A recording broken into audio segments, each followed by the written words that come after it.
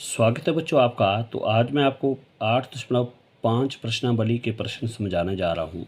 तो देखिए, पहला प्रश्न लिया मैंने, प्रश्न 2। रशीद ने रुपये 35.75 में गणित की और रुपये 32.60 में विज्ञान की पुस्तक खरीदी। रशीद द्वारा खर्च किया गया कुल धन ज्ञात कीजिए। देखिए, रशीद ने गणित की पुस्तक खरीदी। यहाँ से देखो, रशीद ने गणित की पुस्तक खरीदी। तो आप लिखेंगे रशीद ने गणित की पुस्तक खरीदी।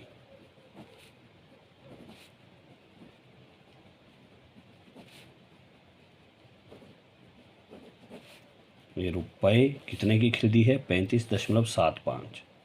35.75। ध्यान से देखिए, रशीद ने गणित की पुस्तक खरीदी। ठीक है। फिर और रुपये 32.60 में विज्ञान की पुस्तक खरीदी। किसने? रशीद ने। फिर वैसे लिखेंगे, रशीद ने विज्ञान की पुस्तक खरीदी।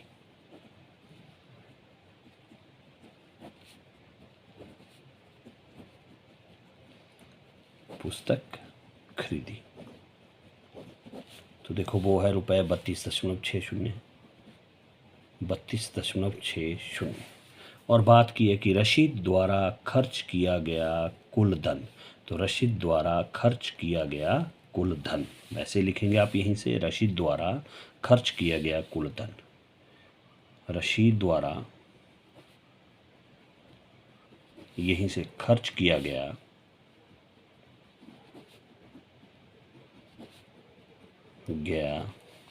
कुल धन बराबर करके देखिए, यहाँ पूरा नहीं आएगा, इसलिए कुल मतलब फिर आप वही करेंगे जमा, कुल मतलब जमा।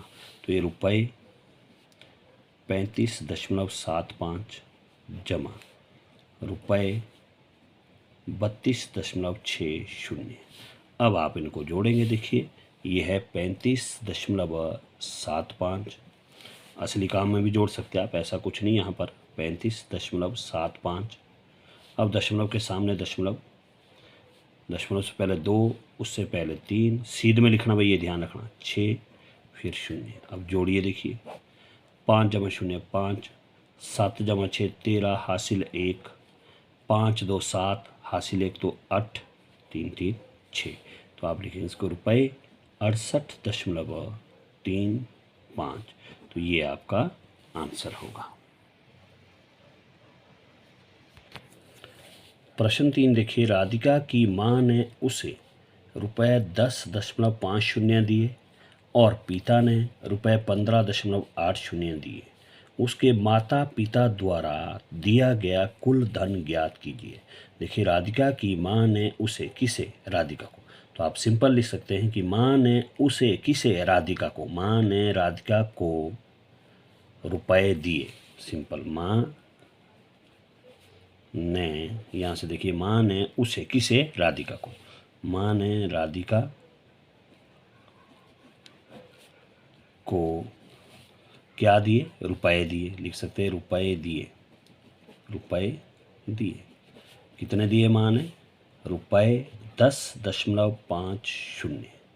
और पिता ने, फिर वही पिता ने, अगली लाइन वही, पिता ने राधिका को रुपए दिए। रुपए दिए। पिता ने कितने दिए? रुपए 15.80। फिर बोला, उसके माता पिता द्वारा दिया गया कुल धन ज्ञात कीजिए। सिंपल, माता पिता द्वारा दिया गया कुल धन। माता पिता द्वारा दिया गया कुल धन। तो फिर आपके पास यहाँ पूरा नहीं आएगा, इसलिए यहाँ पर आप लिख सकते हैं फिर वही चीज़, कुल मतलब जमा रुपये 10.50 जमा रुपये 15.80। अब आप इनको जोड़ेंगे। देखिए, रुपये 10.50, रुपये 15.80। फिर आप इनको जोड़िए, देखो शून्य का शून्य, 8 पंज 13, हासिल 1, 5 1 6 2, तो यह रुपये 26.30, रुपये 26.30, ये आपका आंसर होगा। 8.6 का देखिए प्रश्न 3, राजू एक पुस्तक रुपये 36.65 की खरीदता है। राजू ने पुस्तक खरीदी, राजू ने पुस्तक खरीदी, तो सिंपल, राजू ने पुस्तक खरीदी, कितने की खरीदी, देखो रुपये 36.65, इतने में उसने पुस्तक खरीदी है। उसने दुकानदार को रुपये 50 दिए, किसने, राजू ने दुकानदार को रुपये दिए। राजू ने, देखो ना, उसने किसने, राजू ने दुकानदार को, राजू ने दुकानदार को रुपए दिए, कितने दिए, देखो रुपये 50, रुपये 50। फिर कहा है कि दुकानदार ने उसे, किसे, राजू को, दुकानदार ने राजू को, दुकानदार ने राजू को कितने रुपए वापस किए, दुकानदार ने राजू को रुपए वापस किए। अब कितने वो वापस करेगा, देखो उसने 50 रुपये तो दुकानदार को दिए, रुपये 50 तो उसने दिए, लेकिन पुस्तक थी कितने की, 36 रुपये 65 पैसे की, कम की थी पुस्तक, तो इसलिए वापस करेगा वो जो बचेगा, तो वो क्या होगा, माइनस, क्या होगा, माइनस, तो ये होगा रुपये 36.65। देखिए ना, 50 रुपये दिए, कुछ आपने सामान लिया, तो वो क्या होगा, माइनस। जैसे मान लो आप दुकानदार के पास जाते, आप देते 20 रुपये, 20 रुपये देते दुकानदार को, तो और पेन लेते आप, मान लो ये पेन आपका 10 रुपये का है, आपने दिए थे 20, तो 10 रुपये का पेन लिया, आपको वापस कितने मिलेंगे, 20 माइनस 10, 10 रुपये। तो वही चीज़ यहाँ पर है, दुकानदार को 50 दिए, पुस्तक इतने की थी, तो वो क्या होगा, माइनस। अब देखिए कैसे घटाएंगे, आप ध्यान से देखिए, रुपये 50 है पहले, तो 50, अब देखिए इसमें दशमलव लगाया, तो 50 में दशमलव नहीं है, तो इसमें आप दशमलव लगा सकते हैं। अब दशमलव के बाद यहाँ देखिए कितने अंक है, 1 2, तो आप यहाँ पर लगाएंगे 1 2, 2 शून्य लगाएंगे गिन के, ये ध्यान रखना।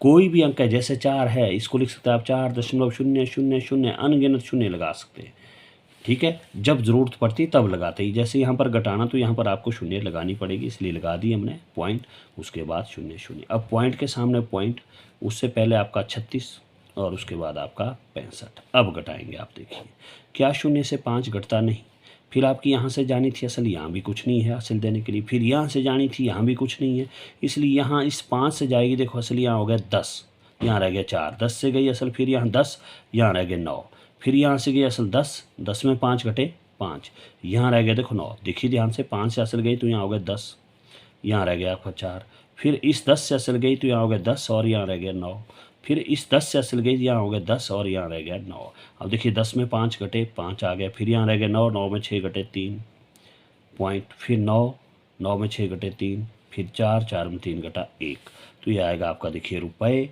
13.35, और ये आपका आंसर होगा।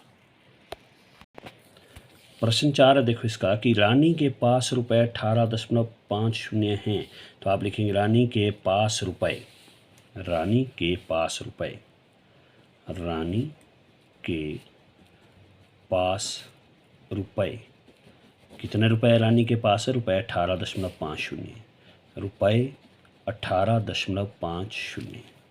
उसने रुपये 11.75 की एक आइसक्रीम खरीदी, किसने, रानी ने आइसक्रीम खरीदी, सिंपल ही है, किसने, उसने, रानी ने, रानी ने, रानी ने एक आइसक्रीम खरीदी, या सिंपल आइसक्रीम खरीदी, आइसक्रीम खरीदी, वो खरीदी है रुपये 11.75 में, रुपये 11.75। अब उसके पास कितने रुपए बचे, अब किसके पास, रानी के पास। तो लिख सकते हैं आप अब उसके, किसके, रानी के पास, रानी के पास रुपए बचे। अब देखो फिर वही बात, रुपये 18.50, रुपये 18.50, ये उसके पास अपने पास रुपए थे। जो इतने पैसे थे उसमें से इसने इतने रुपए की आइसक्रीम खरीदी। अब जो बाकी बच गए वो उसके पास बचत होगी। तो इसलिए क्या होगा, जो थे उसमें से जो खर्च किया उसको हम माइनस करेंगे, इस तरह रुपये 11.75, इसको हम माइनस करेंगे। अब लगेगा पता कितना बच गया। तो अब देखिए इसको भी हम 18.75 फिर 18.50 है, 18 ये है 50, 18.50 ये है हमारे पास 18.50, और इसमें से 11.75 आप घटाएंगे, ये वही 18.50 था। अब देखिए 0 से 5 घटता नहीं, सिर्फ 5 से गई असल, तो यहाँ हो गया 10 और यहाँ रह गया आपका 4। तो देखिए 10 में 5 घटे 5, यहाँ रह गया 4, 4 में से 7 घटता नहीं, इसलिए इस 8 से जाएगी असल, यहाँ हो जाएगा 14 और यहाँ रह गया 7। तो देखिए 14 में 7 घटे 7, पॉइंट का पॉइंट, यहाँ रह गया 7, 7 में घटे 6 का 6, 1 में ख़त्म, हमारे पास बच गया रुपये 6.75, और ये आपका आंसर होगा। ओके, अब इसका ही प्रश्न 7वां देखिए। आकाश 10 किलोग्राम सब्जी खरीदता है। आकाश 10 किलोग्राम सब्जी खरीदता है। तो सिंपल लिख सकते हैं आप कि आकाश ने सब्जी खरीदी, आकाश ने सब्जी खरीदी, आकाश ने सब्जी खरीदी। खरीदता मतलब खरीदी उसने, कितनी खरीदी उसने, देखो 10 किलोग्राम, कुल सब्जी उसने 10 किलोग्राम खरीदी। ठीक है, जिसमें से, किस में से, इस 10 किलोग्राम में से 3 किलोग्राम 500 ग्राम प्याज, क्या था ये, प्याज 3 किलोग्राम 500 ग्राम, 2 किलोग्राम 75 ग्राम टमाटर और शेष आलू है, आलू का वज़न ज्ञात कीजिए। देखिए जिसमें से 3 किलोग्राम 500 ग्राम प्याज, तो आप लिख सकते हैं प्याज का भार या प्याज का वज़न, प्याज का भार या वज़न, इन्होंने बोला वज़न तो वज़न लिख सकते हैं आप, भार लिखा तो भार लिख सकते हैं, वज़न, प्याज का वज़न, क्योंकि प्याज लिया उसने 3 किलोग्राम 500 ग्राम का, तो आप लिखेंगे 3 किलोग्राम और 500 ग्राम, ये प्याज लिया, और 2 किलोग्राम 75 ग्राम टमाटर, तो आप सीधा लिखेंगे टमाटर का वज़न, टमाटर का वज़न वो लिखेंगे आप, देखिए 2 किलोग्राम 75 ग्राम, 2 किलोग्राम और 75 ग्राम, ये टमाटर का वज़न हो गया। अब देखो और जो बचेंगे बाकी शेष आलू है बोला हुआ है। कुल सब्जी थी 10, प्याज और टमाटर लिए वो थे, प्याज का वज़न था 3 किलोग्राम 500 ग्राम और टमाटर का वज़न था 2 किलोग्राम 75 ग्राम। अब इन दोनों का वज़न इकट्ठे होगा, उसमें से इसको घटाएंगे तो आपके पास बचेंगे आलू। कहा ना बाकी शेष तो आलू है, इसलिए प्याज और टमाटर का कुल वज़न दोनों का आप लिखेंगे प्याज और टमाटर दोनों का इकट्ठे, टमाटर का कुल वज़न, कुल वज़न, तो कुल मतलब जमा, इन दोनों का आप जमा करेंगे, 3 किलोग्राम 500 ग्राम जमा 2 किलोग्राम और 75 ग्राम, इनको करेंगे आप जमा। अब देखिए किलोग्राम ग्राम, देखिए 3 किलोग्राम आप इस तरह से लिख सकते हैं, किलोग्राम डैश लगा के ग्राम। अब 3 किलोग्राम, देखो 3 किलोग्राम, ग्राम कितना है 500।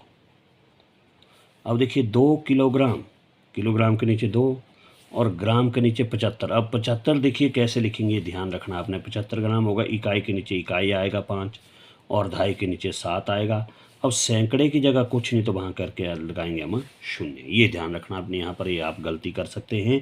3 किलोग्राम 500 ग्राम ये लिख दिया, फिर 2 किलोग्राम किलोग्राम के नीचे 2 ग्राम के नीचे आ गया 75, तो 75 अगर आप यहाँ शुरू में लिखते तो गलत हो जाता है, इसलिए इकाई के नीचे इकाई अंक, दहाई के नीचे दहाई अंक। अब सैकड़ा कुछ नहीं तो इसको आप इस तरह से लिखेंगे। अब इसको करेंगे आप जमा, क्योंकि दोनों का कुल वज़न निकालना है। तो 5 जमा 0 5, 7 जमा 0 7, 5 का 5 और डैश 3 जमा 2 5, ये आ गया 5 किलोग्राम 575, 5 किलोग्राम और 575 ग्राम। और इन्होंने लास्ट में बोला है कि शेष आलू है, शेष आलू है तो आलू का वजन ज्ञात कीजिए। क्या बोला है कि आलू का वजन ज्ञात कीजिए, शेष आलू है तो आलू का वजन ज्ञात कीजिए। तो लास्ट में लिखेंगे आप, इसलिए आलू का वजन, आलू का वजन। तो आलू का वजन क्या होगा, वो होगा कुल सब्जी, कुल भार, जो कुल सब्जी का भार जो भी है, कुल सब्जी का भार, और माइनस क्या, प्याज और टमाटर का भार, प्याज और टमाटर का भार। चाहे वजन लिखो चाहे भार लिखो, एक ही बात है, इसमें पजल नहीं होना आपने कि कहीं वजन लिखा कहीं भार लिखा, एक ही बात है ये। तो देखिए कुल सब्जी का भार कितना था, वो था 10 किलोग्राम था, तो ये 10 किलोग्राम, माइनस प्याज और टमाटर का भार कितना आ गया, वो आ गया 5 किलोग्राम और 575 ग्राम। अब आप देखो माइनस करेंगे इसको, क्योंकि शेष आलू है तो शेष मतलब माइनस। अब आप देखिए किलोग्राम वैसे लिखेंगे, किलोग्राम और ग्राम। पहला देखिए किलोग्राम में है 10, लिख दिया 10, ग्राम में कुछ नहीं खाली छोड़ो, आगे किलोग्राम है 5 और ग्राम है देखिए 575, 575 ये आया इसका टमाटर और प्याज का।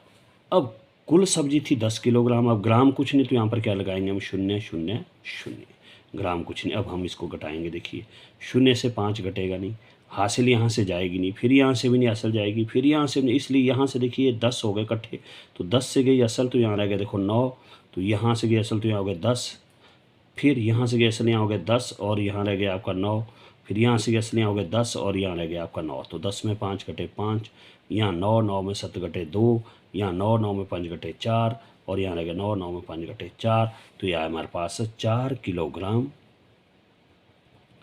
और कितना 425 ग्राम।